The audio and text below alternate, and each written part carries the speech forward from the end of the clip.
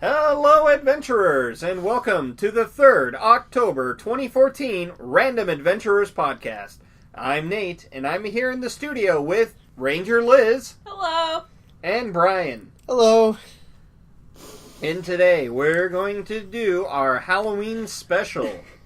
We're going to be talking about World of Darkness, Blood and Smoke Chronicles for Vampire the Requiem, the various Cthulhu-themed games, and our discussion topic for this week is presenting horror in heroic fantasy games. Well, I'll be starting us off with Blood and Smoke. Blood and Smoke is part of the Vampire the Requiem storyline. It features more around the vampire trying to maintain their humanity and fight off their inner beast. The game system is a dice pool based and actually plays very well. Characters start off with a clan.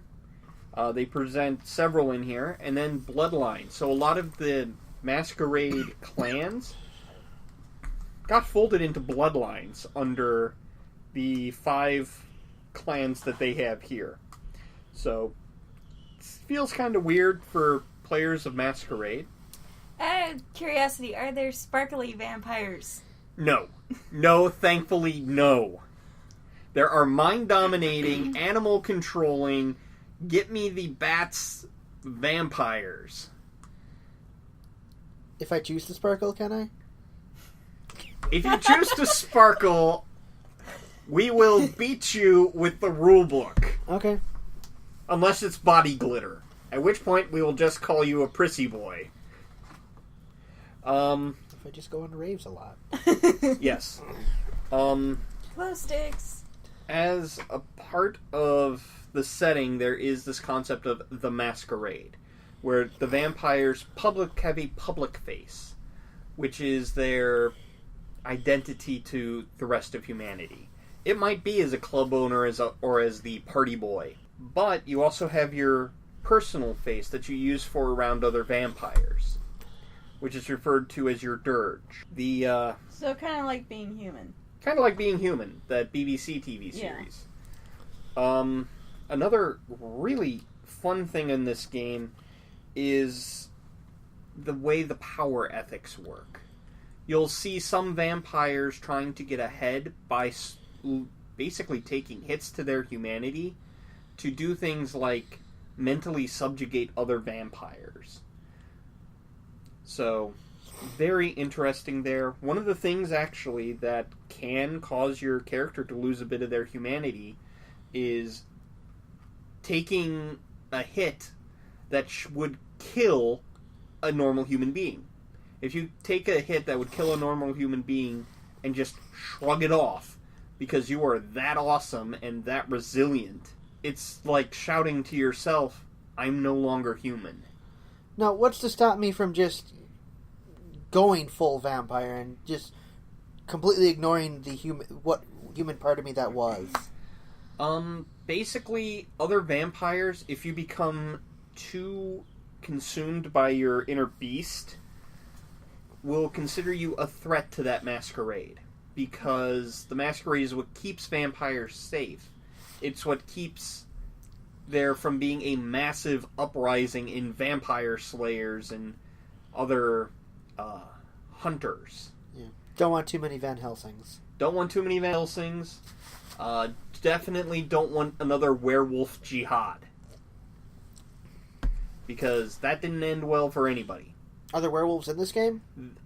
This book does not actually present them, but yes. As part of the World of Darkness universe, if you had other books, other the splats, then you could have mages, werewolves, what are called the Prometheans, which are kind of like your various different Frankenstein monsters, all interacting with each other, oftentimes being antagonistic toward the characters in here. Particularly mages, because, mages come from humanity, they're considered awakened humans. So, if they think that you're a threat to humanity, having a bunch of mages ride in on you and your group could be pretty bad. So how does the game actually play, though? The game actually plays, like I said, it's a dice pool system. Plays fairly smoothly. Your traits are divided up by power, finesse, and resistance. So on your power line, you have intelligence, strength, and presence for your mental, physical, and social skills. Whereas on your resilience roll, you have resolve, stamina, and composure. So I'm going to turn to actually a power that was used against me recently by another player in my group who was trying to get my Ventru assassin on her to basically work exclusively for her. That is called Mesmerize. Let's see here. That's under Domination. So, for example, if I'm going to dominate somebody... here we go. I start off by mesmerizing them. So I roll my intelligence plus expression plus dominate versus their resolve plus blood potency. So chances are you're going to have a hell of a lot higher dice pool than they are. So unless they have a really good mental resolve, or they're an older vampire, so they've got a lot of inner power, you're just going to steamroll. Okay. And you're going to steamroll a human, no problem.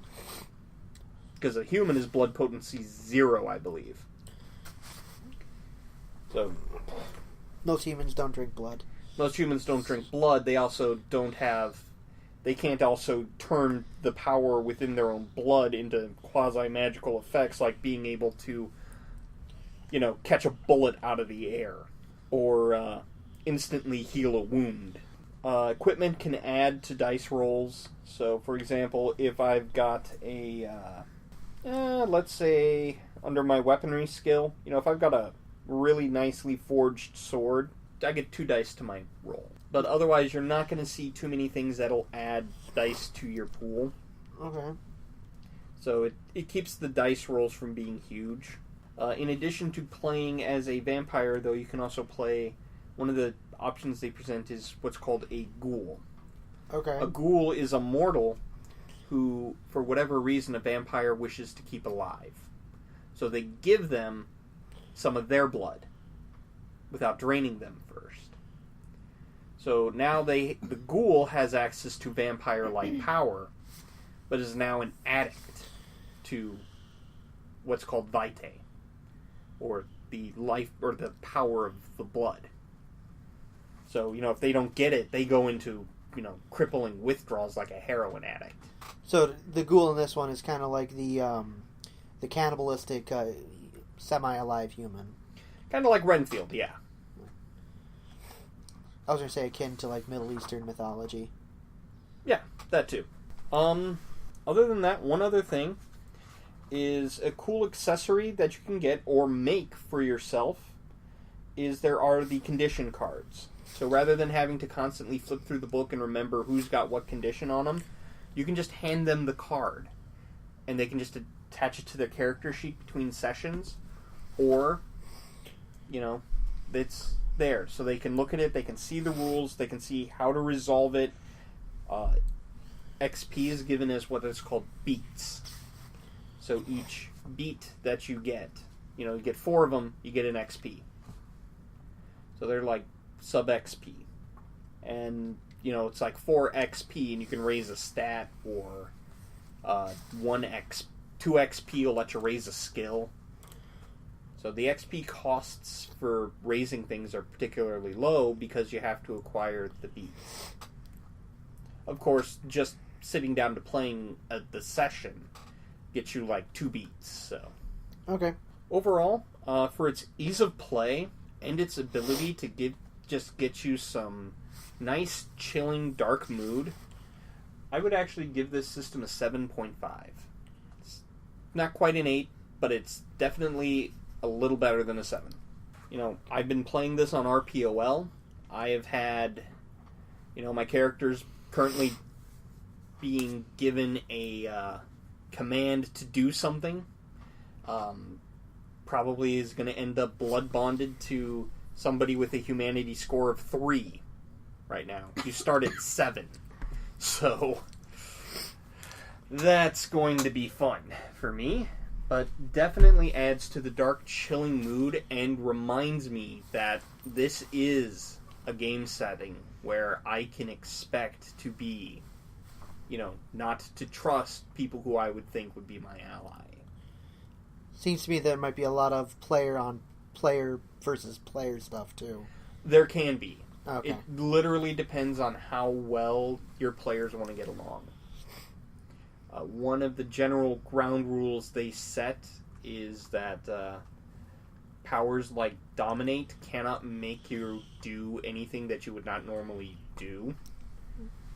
And there's generally, in most groups, an unwritten rule that you cannot use powers like Mesmerize or Domination powers to force sexual encounters. Because you could easily see how that could happen. Yeah. Given some people's groups. Yeah.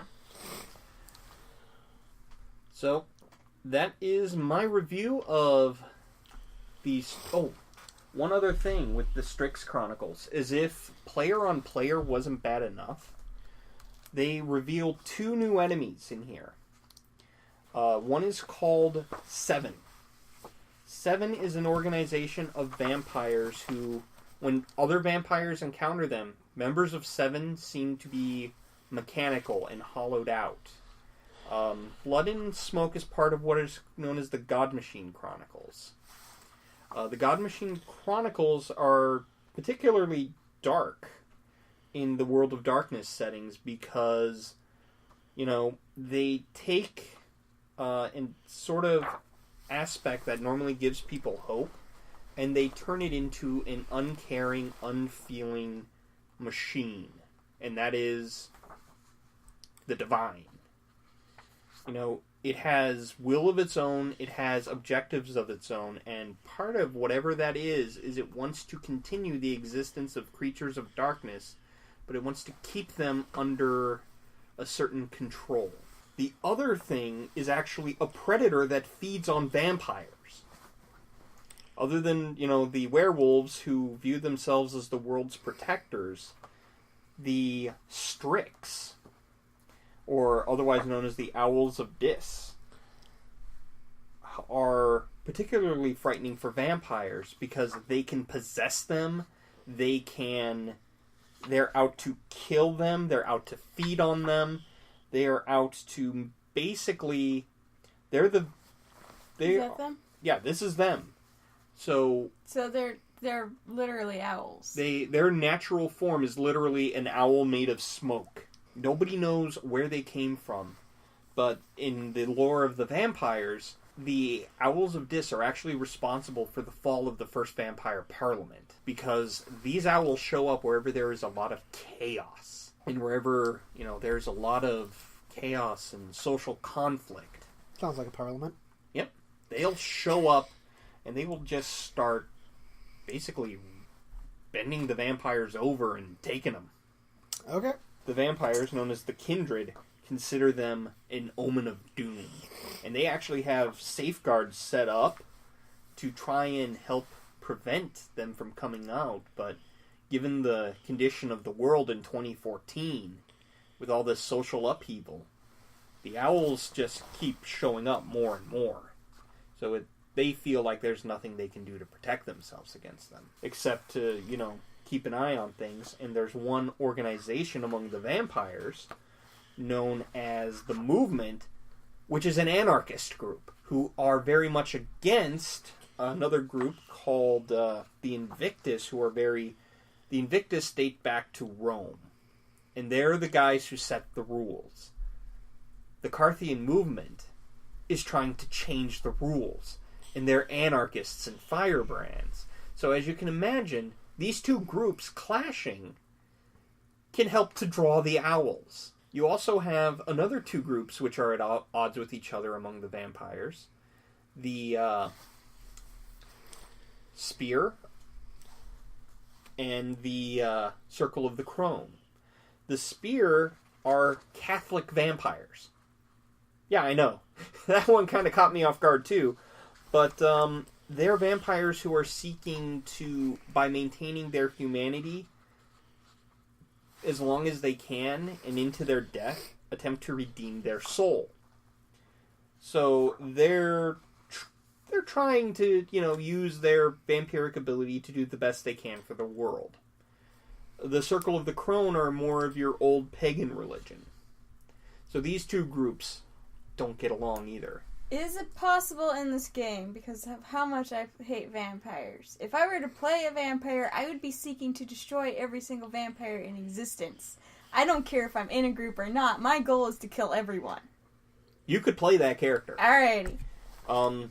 You might... In fact, there's a martial arts technique in here called Kindred Dueling that you could take, which is anti-vampire fighting techniques developed by vampires,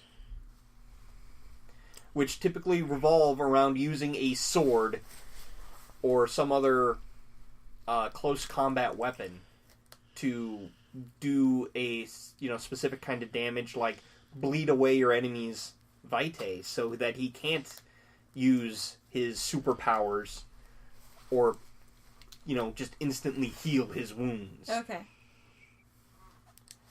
So Most likely I would not want to play that game just because of how much I play vampires, but if I was somebody had a gun to my head and told me that I either had to play it or die, I would be out there trying to kill all the other players and every vampire that appears in my path. Alright. Yeah, and like I said, in the game I'm playing on RPOL, I play an assassin. So I play a hitman who masquerades as a night school teacher. Dude, get a new job. Something more... So everybody just looks at me and they're like, yeah, he's a teacher. He's nobody interesting. But the people who know that I'm an assassin are like, that is the best disguise ever because everybody discounts you. No, there's better. Oh, there's probably better, but as far as that group is concerned, people are like, yeah, that's a pretty good disguise. I think a janitor would be better. Librarian. Or a librarian, yeah. Yeah, possibly. But, night school teacher? Who's going to expect the guy who teaches the GED classes of being a hitman? Depends on how rough your average GED class is. Well, we are playing in the great city of Cleveland, so... Okay. But that'll be it for our segment on vampire. Let's start talking the great old ones. Well, I've actually had a bunch of... Most of my experience with Cthulhu games is in relation to Fantasy Flight series of Cthulhu games. They have Arkham Horror, Elder Sign, and more recently Eldritch Horror.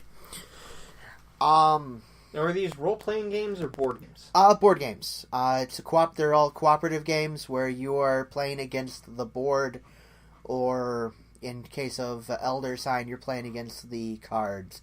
Each game you're playing against you either randomly or you can just choose to fight one of the great old ones. You would fight Cthulhu, Azathoth, or any of the other characters from H.P. Lovecraft's Mythos. One of the things that I really like about them is in all of these Cthulhu games, they've succeeded in capturing that idea that it's really an uphill battle. They're all usually really, really tough to win, and most of the time, within about 5 rounds, you can tell how the game's going to go. Whether or not you can win or lose. The games all have different ways to win, too. Arkham Horror, you're exploring the Arkham area and some of the surrounding cities, depending on how many of the expansions you actually own. And you're trying to close gates and just battle back everything in the hopes that you won't actually have to fight the great old one at the end. In a game like Elder Sign's more of a dice-based game, where you have a dice pool. You send your character off to one of the cards in it, and there's a series of dice rolls you have to achieve in order to succeed on the mission. Eldritch Horror takes place over the entire world, and in that game, instead of closing gates, you still want to do it, but the biggest way to win that game is by solving mysteries. And each mystery would have different qualifications for you to solve it. Usually you have to solve 3 mysteries before things go belly up on you. And even if the Great Old One awakens, you still have to solve those mysteries, which makes it a little bit more challenging.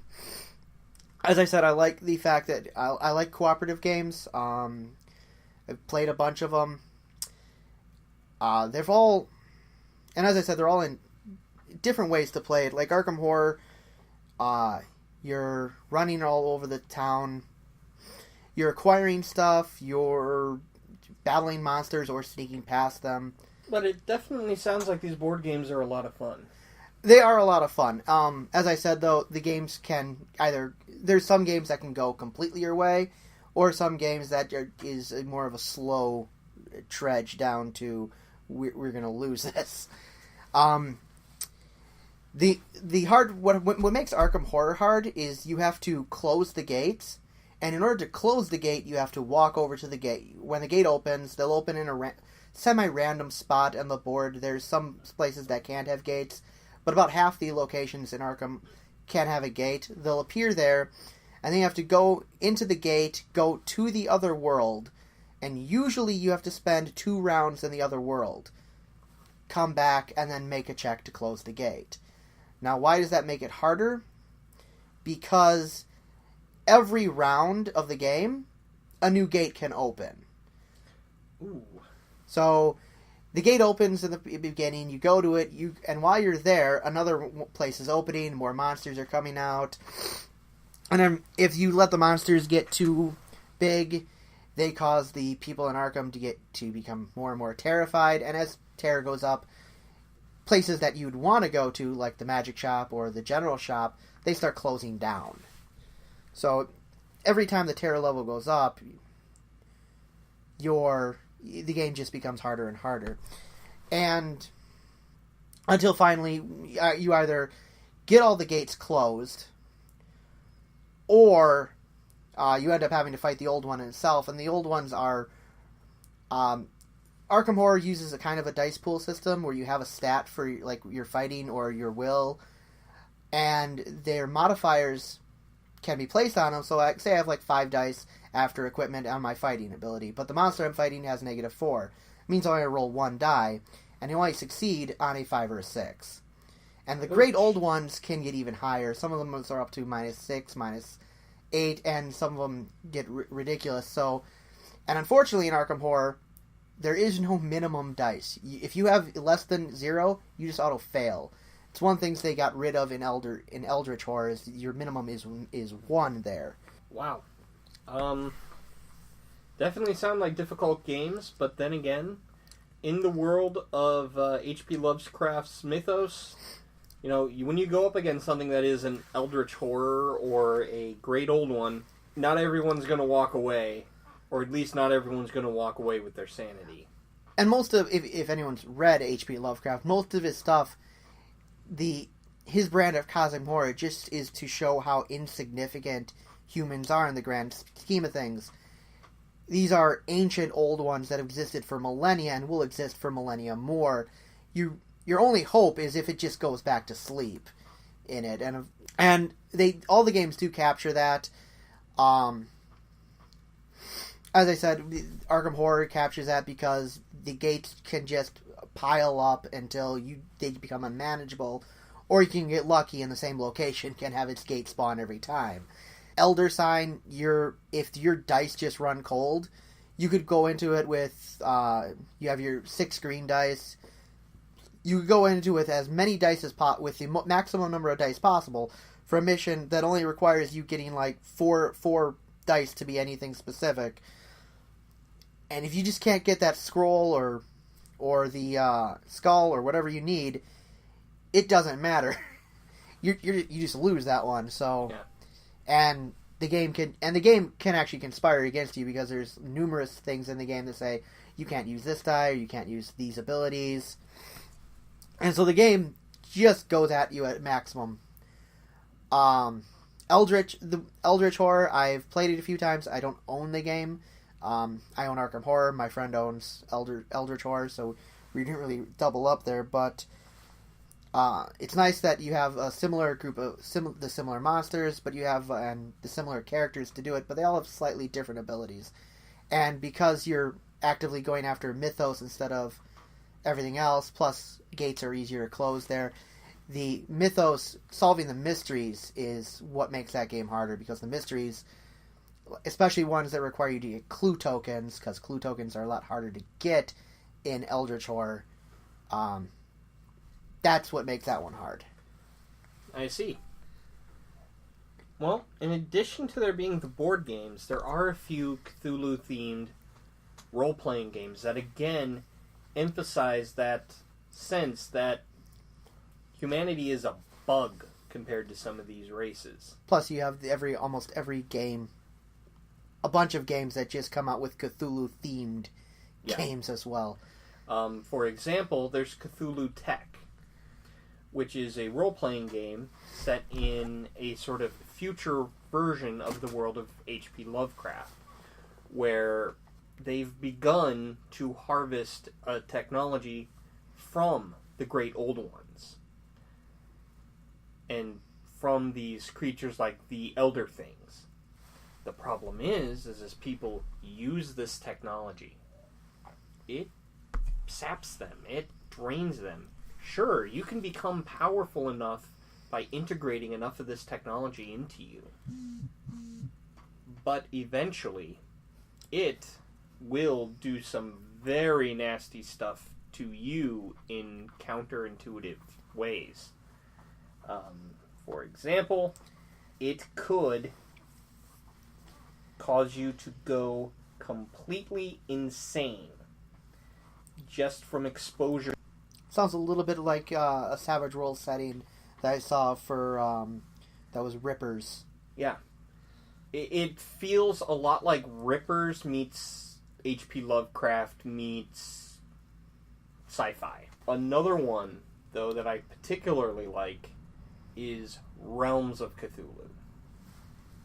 In Realms of Cthulhu, they actually talk to you about how to use the Savage World system to convey an H.P. Lovecraft style, setting. And one of the things they tell you to do is to limit, or they actually imposed limits on the arcane background. Arcane background miracles is not available. The arcane background for magic now can cause insanity. Not to mention, in order to gain spells can cause insanity. And you have a sanity score, which acts as your, like another set of hit points. When you run out of that, your character's mind basically collapses in on himself, and the only hope for him is to be locked into a rubber room, lest he bash his brains out. Definitely, if run right, you could run into a lot of character suicides. And that's actually one of the things they also have in the Arkham Horror, the Fantasy Flight ones. Your character has a physical number of hit points. They also have a mental number of hit points. And also tell you what can happen if your character goes insane versus what happens if your character just flat out dies. Yeah. I mean... Although in the realm of Cthulhu, they're really not that dissimilar. Yeah. The big thing with presenting a Cthulhu game, though, for anybody who wants to try it for a role-playing game, is to capture that sense that compared to, for example, an Elder Things pretty much created life. So humanity is just an out-of-control slave race. And to Cthulhu, your dreams are yummy. That's it. That's all you matter to him. To just look on him is to cause madness. And that's what he wants.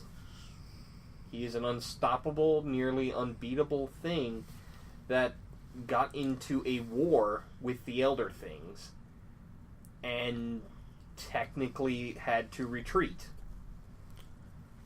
Well, in all these things, you can never really beat any of the Elder Gods.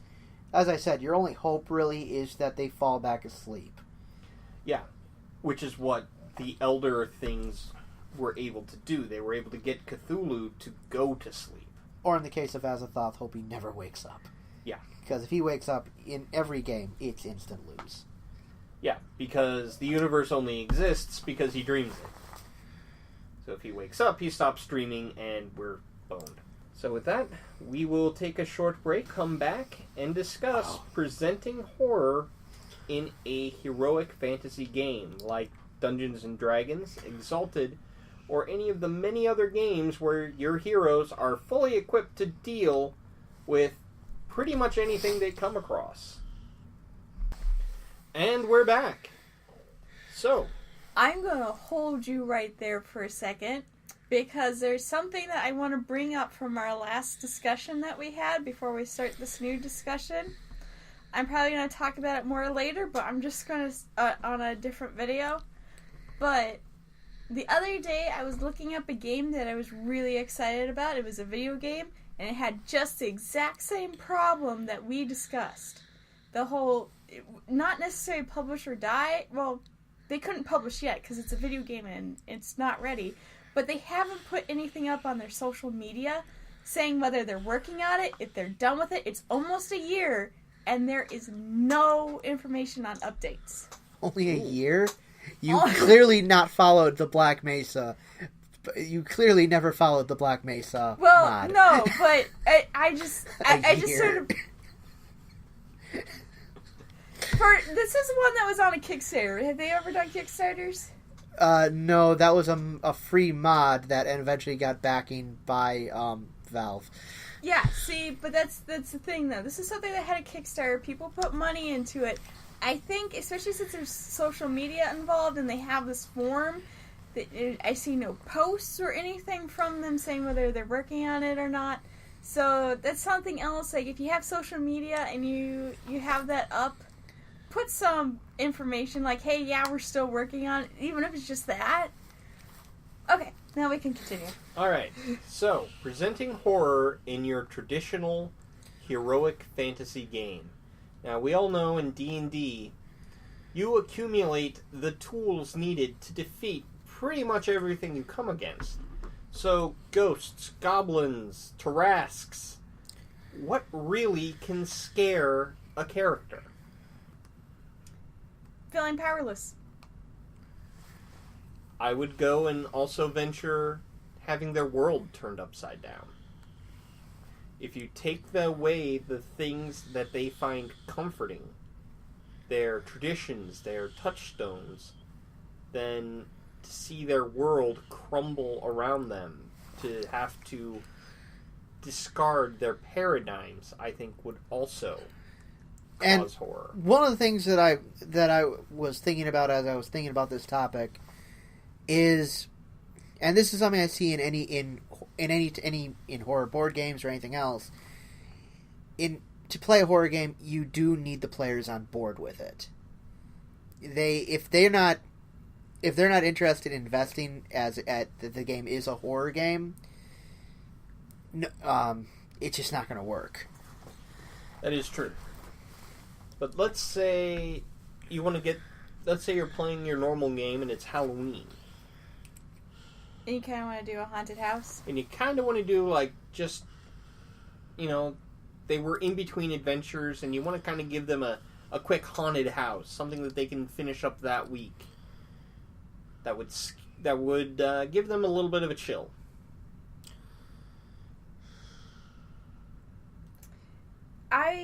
Yeah, one thing that I think that needs to happen is you have to slowly nerf the characters in a way that they don't even really notice that they're being nerfed. Like, wherever they're heading, for some reason, the clerics and the paladins can't get in contact with any sort of holy magic or anything that would aid them. And you don't... I'm sure there's different ways you could come up with it. Things that sound reasonable as to why they can't get in contact with whatever it is that they use to use their magic. And various other things that you can do that slowly depowers them. And this is where I also like to come up with the monsters that I don't actually put down hit points, or I don't actually have hit points for. I just sit there and I wait until I think they've either wailed on it enough or it has wailed on them enough, and then have it sort of decide to go away. And it's not because it's scared, but because it got bored. And it might decide to come back. Like, yeah, you guys are not fun to play with right now. I'll wait a little bit later and then come back and play with you again. Or even if it is stuff that they kill, just keep sending more and more until they're like, hey, we need a break. Oh, no, you're not getting a break. Have some more. One of the things, and one of the things is why I say you need the players on board, is this is something to be cautious about, because players don't like having you take away their stuff. Well, no, it's only a temporary thing, though. Yeah, I know that, but you gotta make sure that's clear, because that's one of the reasons why the Rust monster is hated universally. Yeah, I would not make it something that is permanent. They would end up getting their stuff back at the end. But this is a night to scare you, make you think that, oh, maybe I won't get this back, and yeah, maybe some of the players will get really upset, and I'm like, look, just play through it, you'll be fine. Yeah. I would say more taking them out of their comfort zone, putting them in situations their character may not necessarily have been built for, and it's especially easy since most characters are built to be, combat machines. Yeah. Yeah. So to put them in a situation, particularly like if not every party has a cleric. Some parties have a druid. Druids can't turn the undead. No. So you put an undead against a party which doesn't have a paladin or a cleric, and you send those waves of like zombies, or even have them, try and deal with a ghost, then that becomes more difficult. You put mind-controlling Eldritch Horrors against clerics and paladins, they can't use turn the undead against that.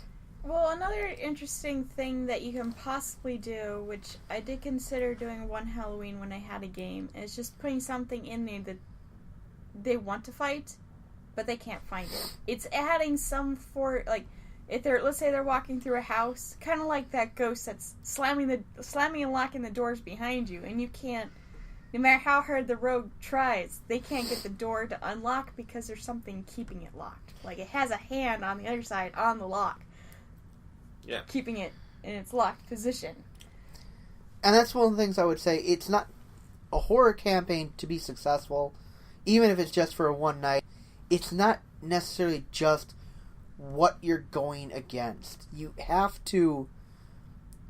The players have to be on board, but the DM also has to put in the work to make it so that the mood they're trying to convey actually is there.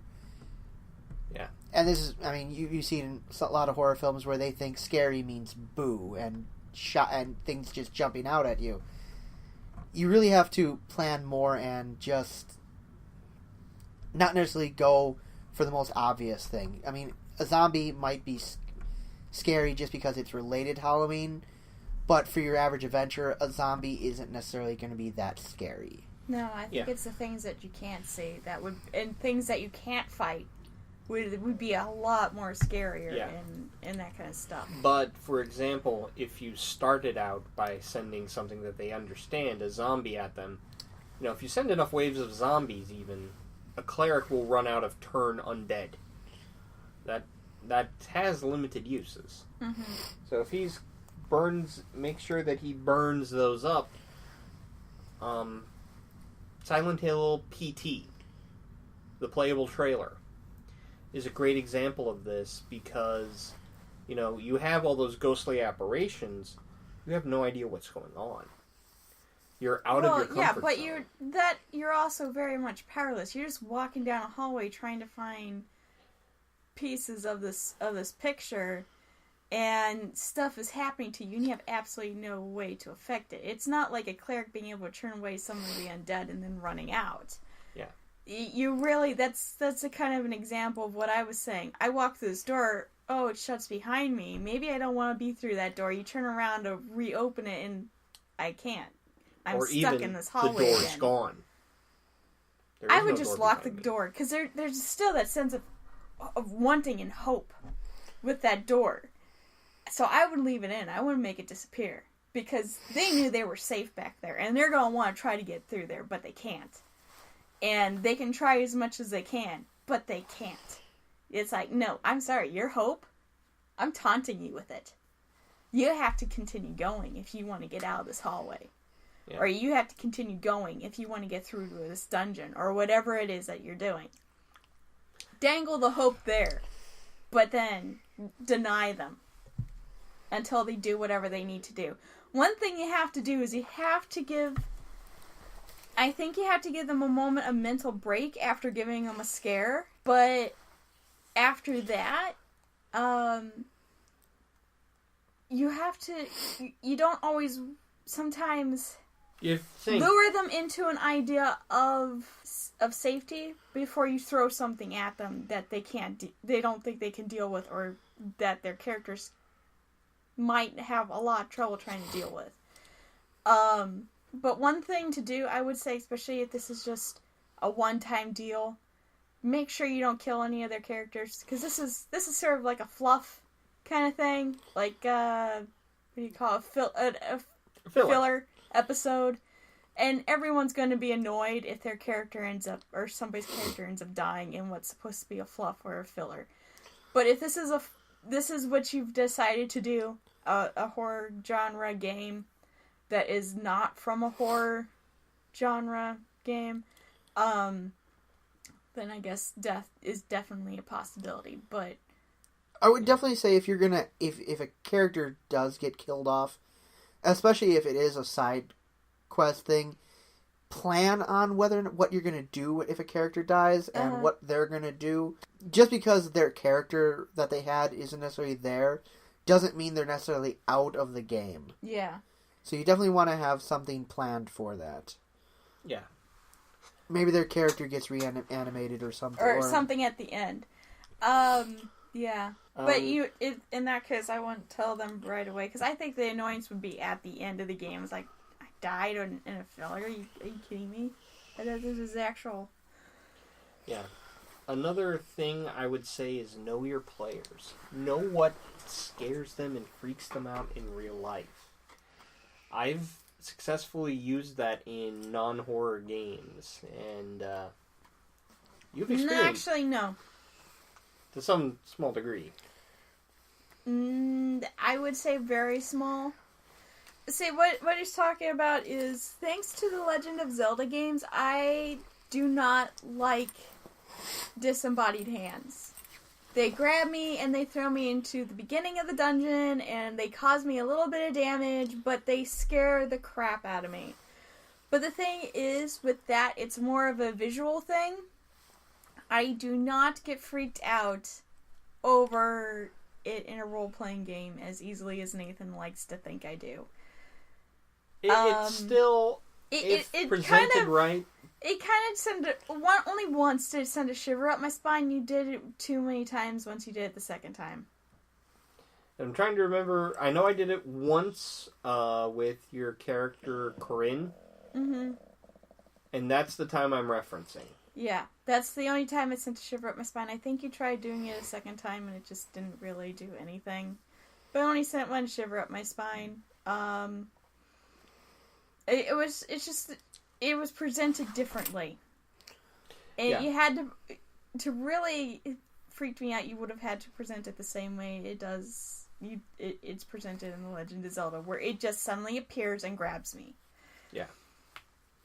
Or maybe I didn't notice the little hints, like the little shadow on the ground that is in some of the temples to let me know it's about to come. If I'm just too distracted with something else. But yeah, those things freak me out, and Nathan decided to use that against me. But I think In the same vein, I've used spiders in one game against Nathan, because I know spiders scare the crap out of him. I don't know what scares everybody else in my games. Brian, do you have a phobia? I do have phobias, but they'd be really hard to convey to me in an RPG. Like, I have a fear of heights, but it's really for saying my character is up high, I'm not going to be overly nervous by that, because that's more of a personal safety kind of thing. Yeah. So some people, their phobias are a little harder to manipulate. Mm-hmm. But there are some basic primal ones that, one can call upon. Again, we have such phobias as fear of heights as a self-protection mechanism. So if you know that somebody has self-protection phobias, then you need to delve into other avenues of horror to really get to them, like the taking away of their comfort zones. Or the, presenting them with something that seems familiar, but doesn't react the way they think it is going to. For example, putting something that looks like, let's say, a zombie in front of them. They're like, oh, okay, I know how to deal with that.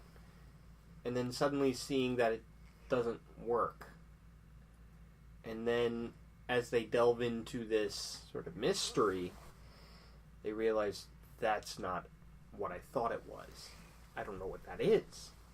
It doesn't behave, or it looks on the outside like it, but the more I see it, it doesn't act mindless.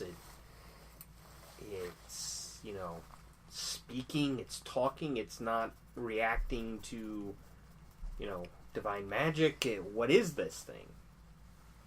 One other thing when you're back to talking about using other people's fears is you gotta be careful with that, though, because they might just think you're just a flat-out jerk for bringing that up.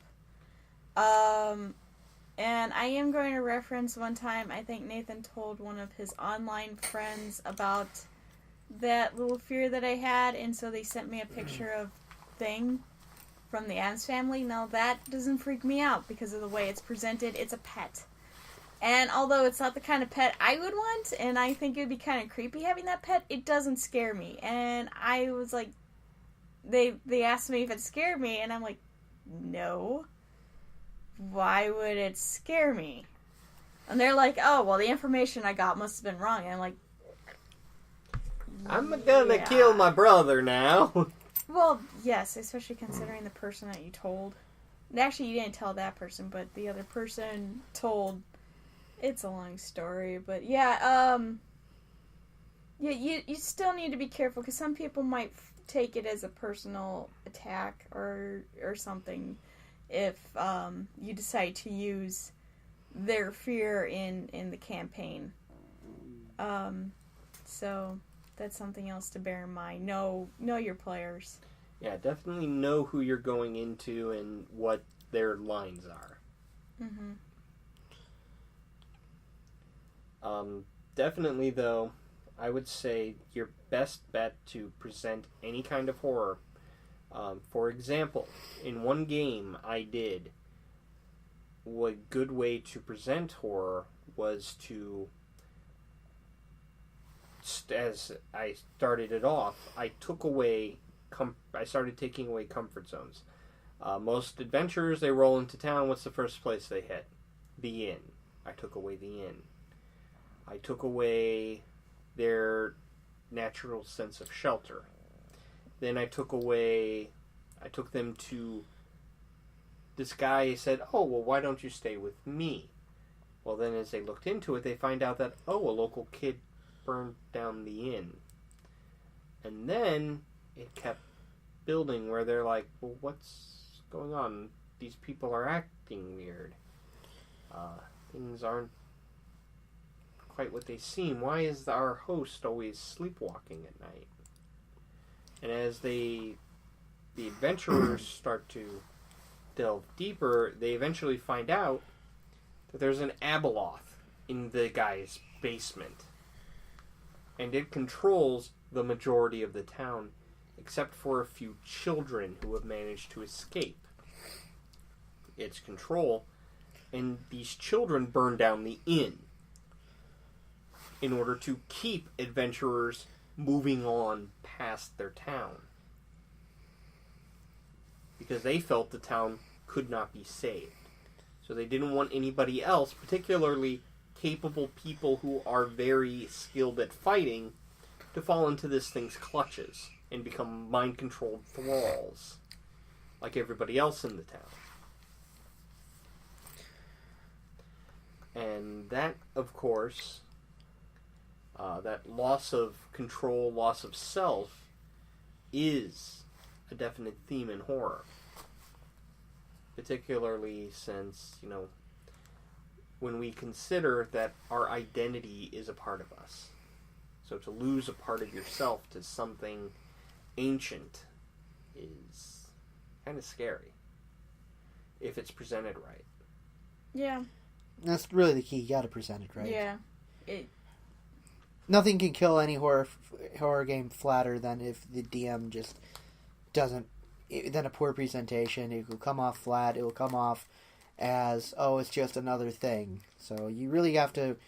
And that's the other thing is why I say you have to work with the players, is because just player response to it can kill it as well.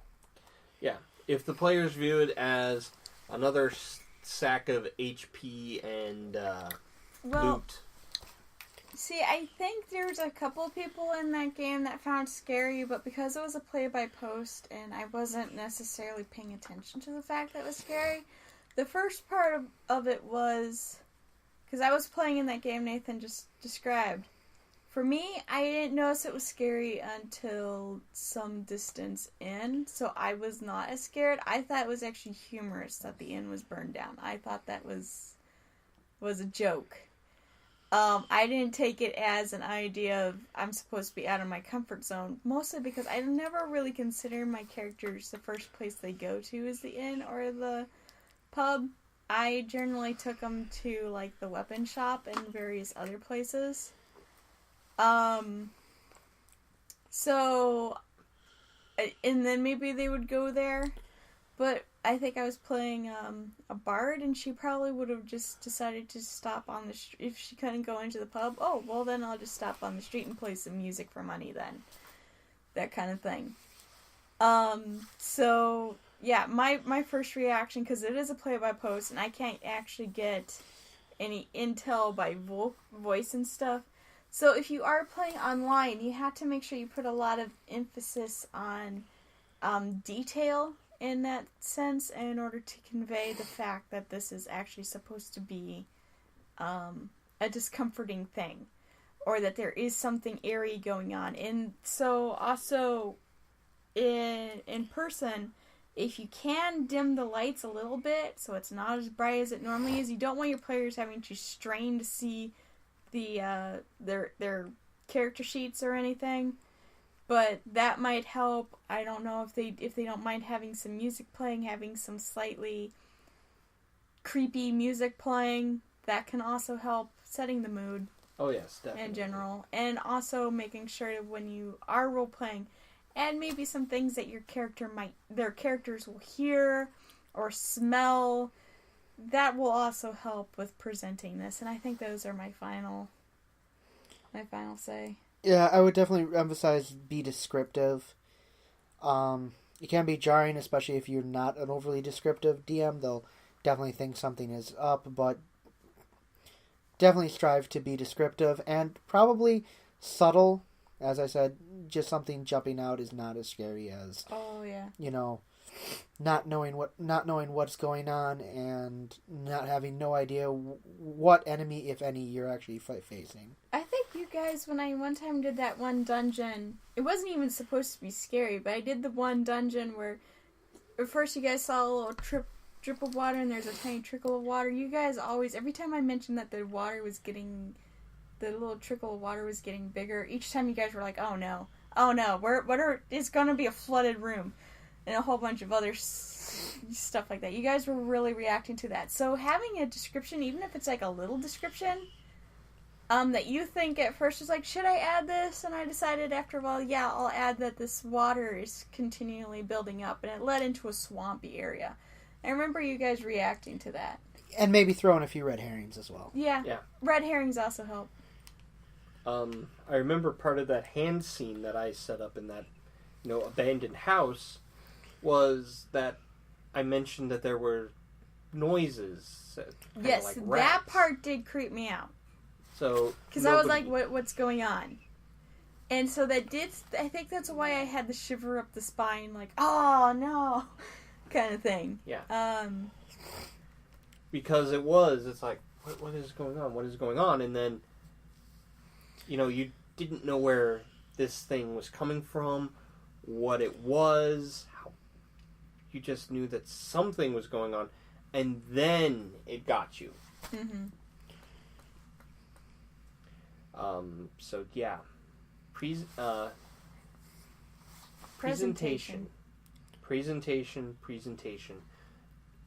I remember the movie, The Woman in the Lake, I think it was, or The Woman in the Water. Lady in the Water? Lady in the Water by M. Night Shyamalan. Probably the last movie he had that was, good. I swear. Sorry, Internet. My personal opinion, this man has like a weird de-evolution going, where the more confident he is becoming as a filmmaker, oddly, the less compelling his movies have been for me. The fact that I've been able to sit through them without, getting too scared tells me that, yeah, he's not. Well, not all of his movies are also meant to be scary. Yeah. But I think probably the last movie that he made that was actually meant to be scary was The Happening, and before that, The Village. But yeah, but with The Village, I could almost see the twist coming. I saw that coming halfway through the movie. Yeah. I leaned over to my friend and said, I bet it's a 10-year-old movie. I bet they're in real life. And it turned out they were. So, it's like, I was thinking, something doesn't seem right about these people. You know what? I bet that they are in some sort of Amish village. Or I guess that they were in modern day. So I knew they were in somewhere in the modern world, but they were somehow isolated. I figured they were some strain of Amish. What I didn't understand is how in the world there had not been a single plane or helicopter that flew there was over. an agreement to not... they were in a no-fly zone. Okay. They had made an agreement for that area to be a no-fly zone.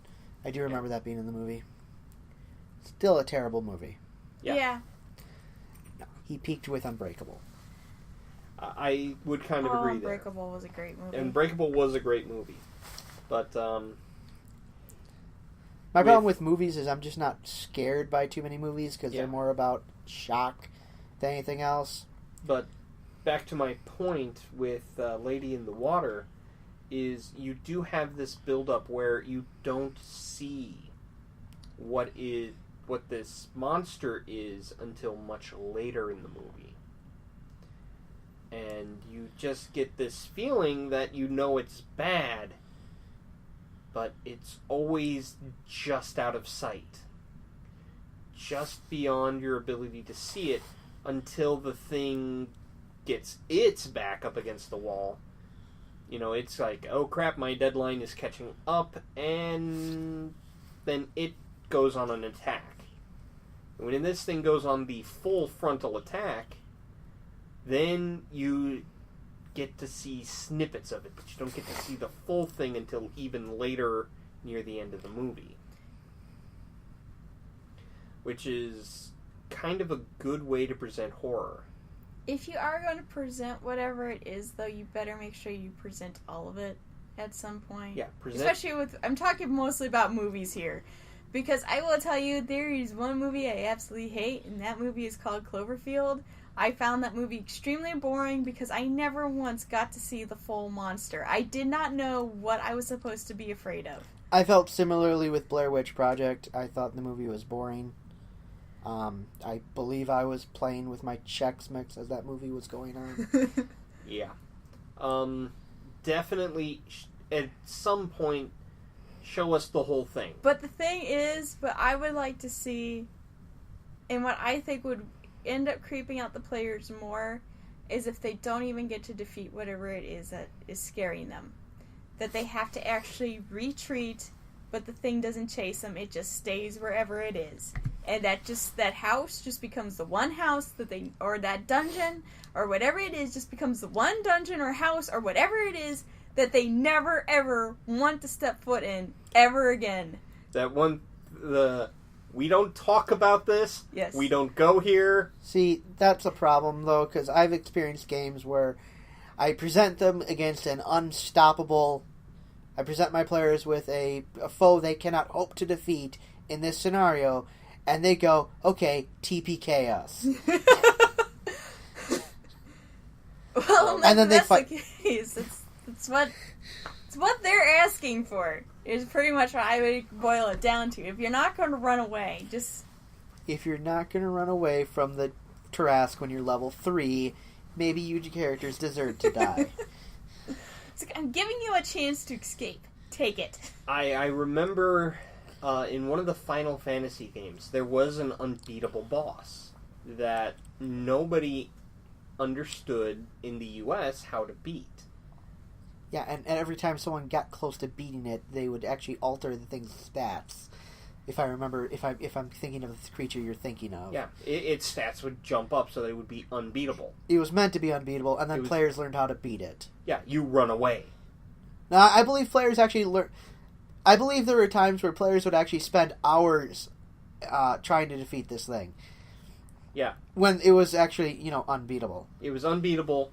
The whole Because this is the internet. If you tell us they can't do something, they will work for days until they can. Yeah. The idea was you were supposed to run away from it. Discretion is the greater part of valor. So, as the GM, you might want to just hint at them that runaway is an option. And who knows, maybe this is something that you will bring back later on in the campaign that they can kill. Yeah. But at this time, for this one Halloween game, make it unbeatable and they have to run away or it leaves them. Yeah. It's like, no, you guys are boring. There's no reason for me to kill you. Or you're too weak for me to even bother with. Have them fluke out of it. Where it's like, holy crap, the only reason we survived is, we lasted till sunrise. Yeah. Have something happen that they end up surviving. But I think that would ultimately make things a little more creepier for your players, is not being able to beat it, because probably up until this Halloween campaign that you decide to do, they've been able to beat everything they come across. Maybe they might come close, a couple of them come close to dying. Maybe occasionally you have had to have a resurrection or a re-roll, but for the most part, you probably haven't had a TPK. Yeah. And unless one of your players is me. Yes, because especially in my campaigns, I am unforgiving to stupidity. But otherwise, give them something to go, oh, over. Yeah, it's like, we aren't the ultimate badasses. Of course, then you risk the, if you fluke them out of the scenario, you risk them saying, okay, I guess he's not going to TPK us. They're completely unwilling to TPK, and then they just become stupider. Well, then tomorrow night, it's like, or the following week, it's like, okay, are you guys trying to die? Because that wasn't what I was trying to teach you. But I think I let you guys know that when I did my occasional haunted houses and stuff, that, hey, it's Halloween, so I'm going to do this. Yeah. Yeah. And, definitely. Said, it all comes back. Know your players. Present it well, and make sure they're on board. They're on board. Yes. Yeah. Because if they don't even know that you're going to go for either a dark theme or a horror theme for even just this one session, they're going to go in there and they're going to assume that everything is running normally. Correct. But I'm going to, with taking away their comfort zone, I just thought of this, with the recent Exalted spoilers, they released a spoiler for one of the most familiar monsters, the Hungry Ghost. Which is, somebody died, their upper soul, their Hun soul moved on, just reincarnated, whereas their lower soul, the Po, stayed, which is supposed to normally stay with the dead body. It decomposes, returns to the earth, yada yada yada. The Po, though, in this case, they weren't a good person. They were a killer. It's hungry for blood. And it roams, and it goes out there and it searches for people to kill. You're hallowed or ghoul. Yeah, you're hallowed or ghouled or ghoul. In most cases, someone who's exalted can take care of this pretty easily. But they present a twist version of this creature they're going to present a twist version of it in the 3rd edition player's manual, where somebody who's still alive, they're old, and they were a soldier who was a black ops type of person. So they had to do a lot of things, and they were chosen to do these things because they were a decent person. Because they wouldn't go just on a murder spree naturally. But their lower soul had become so tainted by it, that when this person goes to sleep at night, that hungry ghost goes out, leaves their body, and goes killing. So when the players find this thing, and they're like, oh, let's just kill it, they might notice, wait a minute, it looks like the sweet old lady who we're staying with. What's going on here? She's alive. She's not dead. She's alive. Why is this thing like this? And so it begins to make them wonder what's going on. And they might not get a chance to fight it right away. Because once sun rises, ghosts in Exalted become immaterial and they return to the grave or to the body. Yeah, I don't know though, because knowing our group, we would probably just flat out attack it.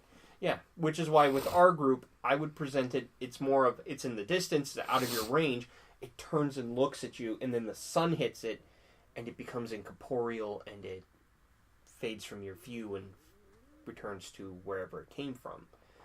But you notice, wait a minute, it looks like this person. Yeah, but wouldn't a couple of players that we have in our group just decide to kill the sweet old lady? Yes. So again, you have to know our players. Or your players. I don't know. This is still the same group that killed the refugees. So, again, know your players. Yes. Yes, know your players. Particularly know if they're going to... know their murder hobo tendencies.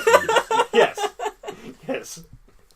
And know if they're in a particular murder hobo mood that week. Correct.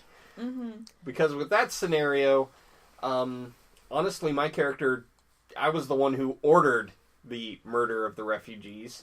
Yes. I didn't realize they were refugees. I just saw I was told we're having a bunch of problems with these people. They're thieves, I saw some armed people on the road, or what appeared to be armed people on the road, and I'm like... disheveled, disorganized people who don't have their weapons out searching for food. Yes, yeah, well, all I heard was they had weapons, and they were, of the race of people who were raiding these areas, and I'm like, it's the raiders, kill them! Yep! And still doesn't explain when you went back to their camp and killed them there. Oh, that was just being thorough. Yeah. No refugees coming here. Oh, I hadn't even accepted. No begging for food or money. I hadn't even accepted the fact that they were refugees. I just thought it was a raiding war band. Yeah. Again, so that explains that. Yes. So, that and it was a military operation. Yep. So, I blame that fact too. That's why whenever I play a game or run a game with you, I always make sure that I make everything very cut and dry with you. Okay. And if I decide not to make things cut and dry, it's because it's a trap. Yeah. Okay. So, with that, we will say goodbye for this week. We hope you all have a wonderful Halloween. Do something for Halloween. Yes, do something fun for Halloween. Do something creepy. Don't do something too creepy. This is the internet. I don't want to see. I don't want to hear about anything too weird. No. Okay. I don't want to hear that somebody killed somebody just because we said to do something creepy. That's not creepy. That's murder. Don't do murder. Yes. But don't do crime. Yes, don't do crime. Don't do crime. Crime is bad. I am thinking of possibly playing a scary game and recording it, but we'll see how that goes. If I'm screaming too much, that'll be no good. I don't know. I think that might actually be pretty good.